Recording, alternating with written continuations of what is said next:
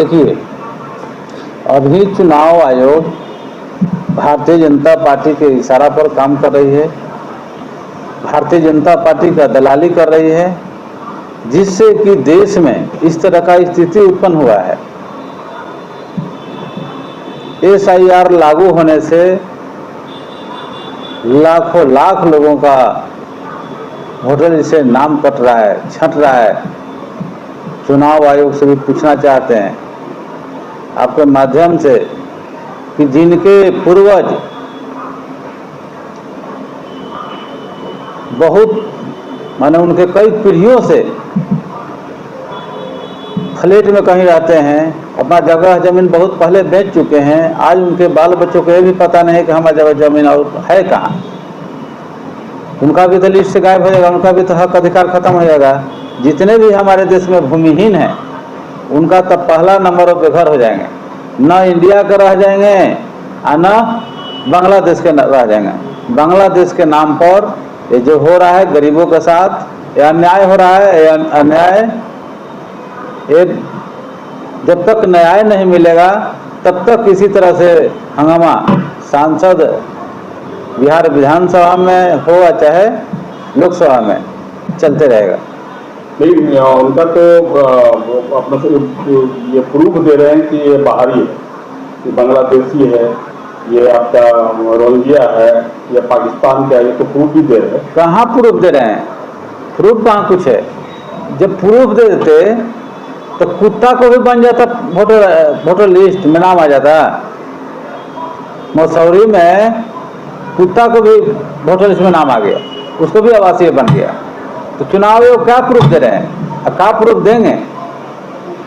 ये सब सरासर गलत है, नहीं होना चाहिए। गरीबों के साथ धोखा हो रहा है, गरीबों को वोट से वंचित किया जा रहा है, जो भी राशन मिल रहा है उसे भी वंचित करने का ये सब साजिश है।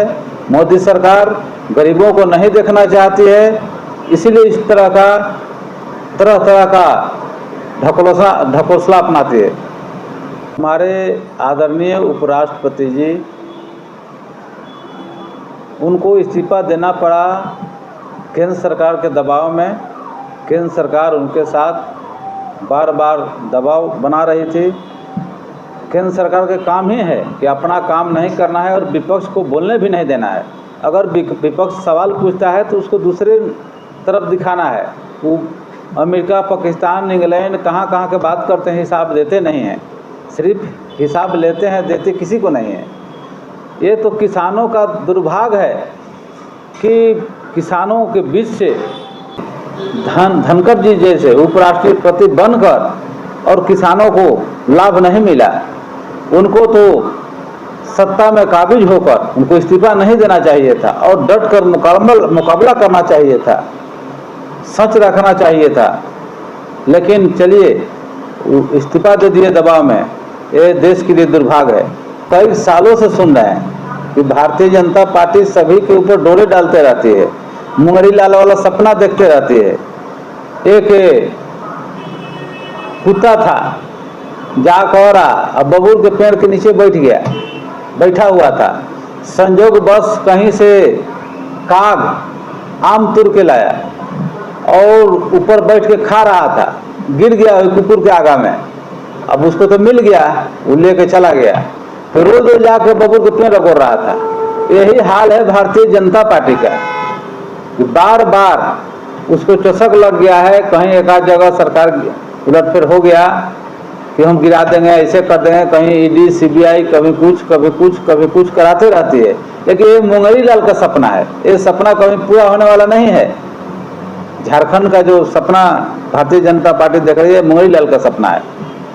मतलब आपके विचार से मतलब एकदम ठीक ठाक है? एकदम ठीक ठाक है। 5 साल लगातार सरकार अपना कार्यकाल पूरा करेगी और गरीबों के हित में काम हो रहा है।